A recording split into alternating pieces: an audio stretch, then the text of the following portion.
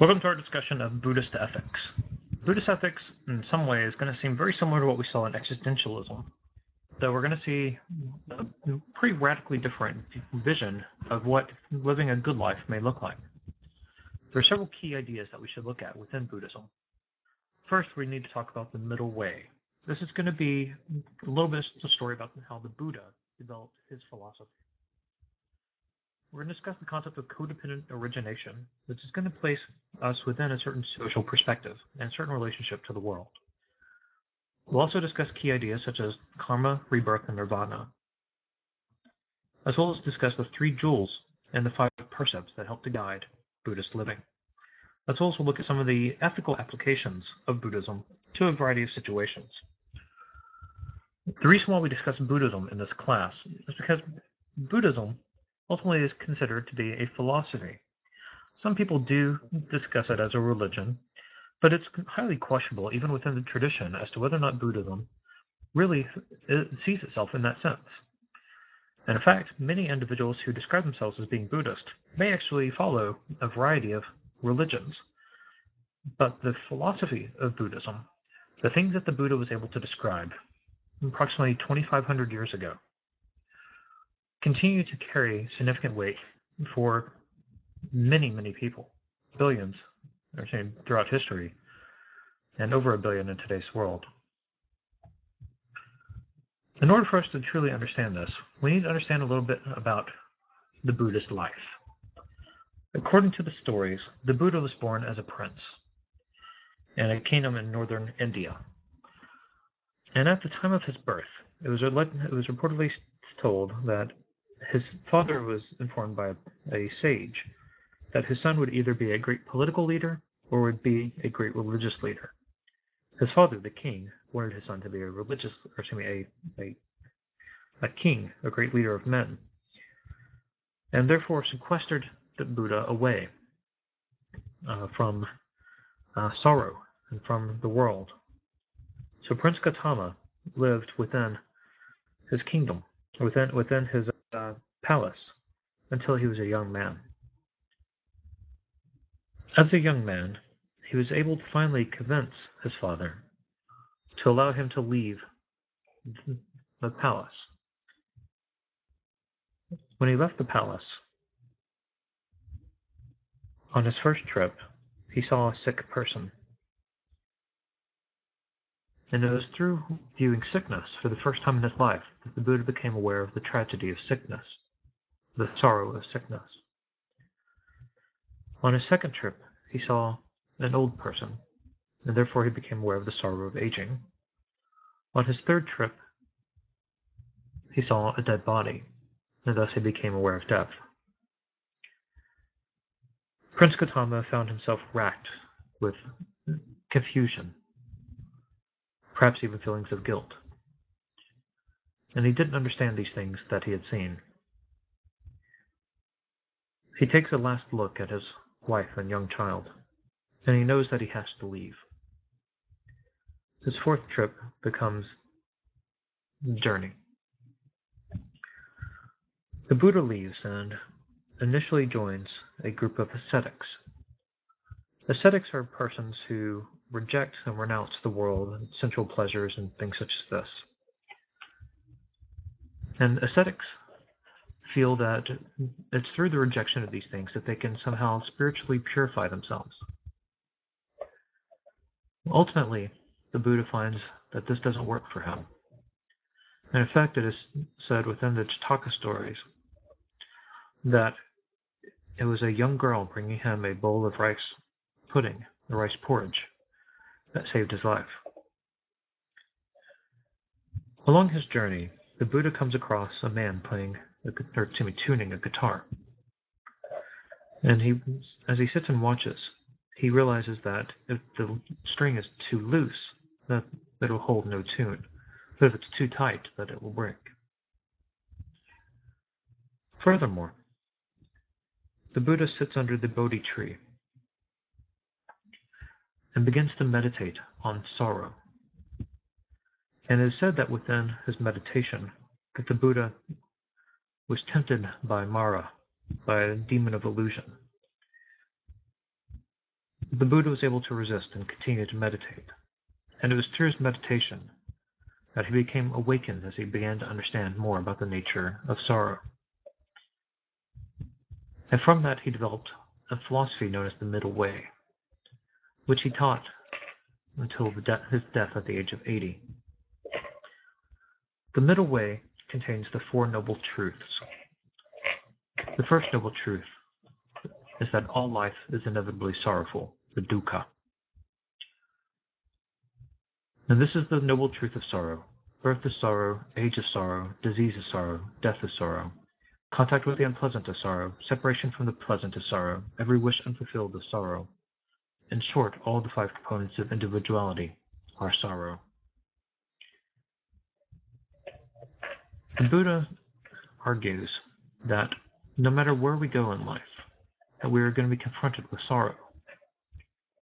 This is the foundation and the fact of life.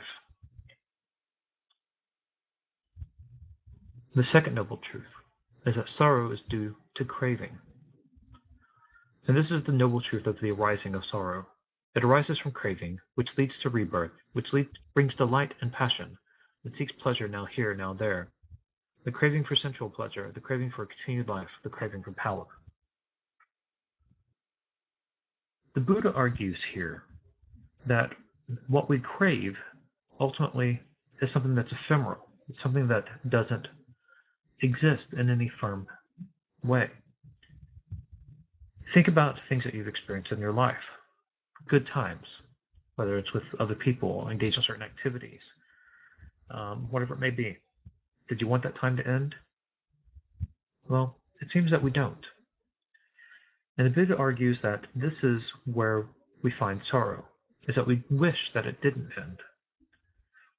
In essence, the Buddha is arguing here that we have a very difficult time accepting the fact that the world is impermanent, that everything changes, and that we find it very difficult to accept this because we long for things not to change. The third noble truth is that sorrow can only be stopped by the stopping of craving. And this is the noble truth of the stopping of sorrow. It is the complete stopping of that craving so that no passion remains, leaving it, being emancipated from it, being released from it, giving no place to it. This is also known as the noble truth of nirvana. We'll come back to the concept of nirvana in a moment. But it's important to note here that the Buddha is building his case. He has said that life is sorrowful. He's explained why we sorrow. And now he's telling us that it's possible to escape sorrow.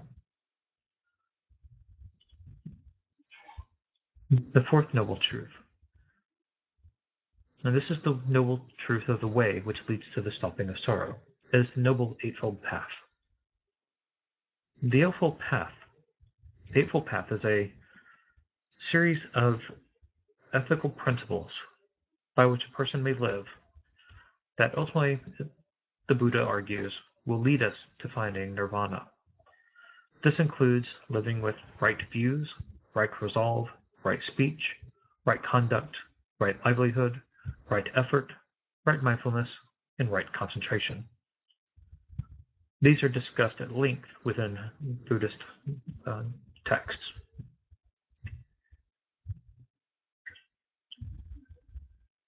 The Buddha also argues that the world exists in a form of what he calls codependent origination.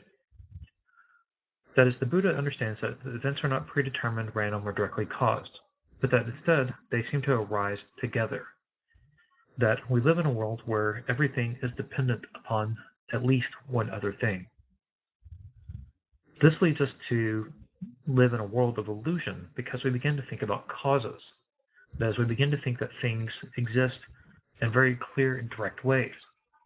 Now, what the Buddha argues is that this is a source of psychological illusion.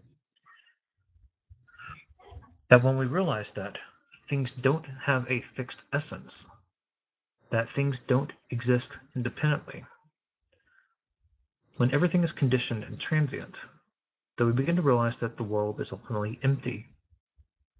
And finding ways to accept this emptiness and to live within this emptiness is a challenge. So where do we go from there? Well, we need to understand a little bit more about karma, rebirth, and nirvana. Karma is seen as a cosmic force that ends up powering the cycle of rebirth or samsara. Ultimately, the Buddha is arguing that actions have consequences and have significant consequences that may carry forward in our lives or within our next lives. But it's important to note here that the Buddha, even in his discussion of reincarnation, is not talking about a literal reincarnation of you. Buddhists believe in a doctrine known as anatta, or no self. There is no self or soul that exists. That would be a permanent thing. Instead, we exist as a series of codependent patterns of skandhas. These things, these skandhas, may transform, may change, may transfer, and so forth, and that is indeed what returns within the cycle of samsara, the cycle of suffering. Nirvana is the extinction of craving. When we live in a world without craving, we stop rebirth, according to the Buddha. In earlier forms of Buddhism, known as Theravada Buddhism, nirvana is understood as being a private event. There's much discussion of the Paticaya Buddha. The Paticaya Buddha is a Buddha who is a private Buddha. That is, they come to be awakened, they come to enlightenment, but it's a private form of enlightenment. Now, as Buddhism spread further into China and into Japan, another form of Buddhism came about called Mahayana Buddhism, or the Greater Vehicle. In Mahayana Buddhism, awakened Buddhas, or bodhisattvas, are individuals who have come to realize these things and realize ways in which they can reach nirvana, but they purposefully choose not to do so that they can assist other people.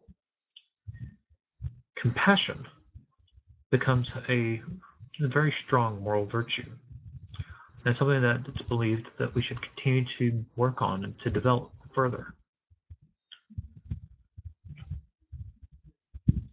For the Buddhist monk begins their practice by taking what's called refuge in the three jewels. These are refuge within the Buddha, the Dharma, which is the teachings of Buddha, and the Sangha, or the community. Buddhism implicitly involves the community and sees the role of the community as being very important in terms of our social development, in terms of our moral development. But not everybody can be a monk. Lay Buddhists are expected to live according to the 5 precepts, which are 5 general ethical rules. These are to refrain from taking a life, to refrain from taking which is not given, to refrain from sensual misconduct, to refrain from lying, and to refrain from intoxicants which lead to loss of mindfulness. Mindfulness is a very powerful idea also in Buddhism, and has also caught on significantly, for example, within Western psychotherapy. Mindfulness involves an understanding of ourselves as things are. That is, in mindfulness, we try to understand what's going on around us and try to focus on that thing, that is, that experience. This leads us away from anxiety, for example. Monks also have additional ethical rules that they are to follow. Over the past 50 years or so, since, for example, Zen Buddhism has been introduced into America, we've also seen a further examination of Buddhist principles in terms of other ethical applications. In some of the articles you've read for today, for example, you see ways in which Buddhists try to understand their relationship to the natural world. We see Buddhism becoming more popular as well, as many people are very much drawn to this idea of living a good life.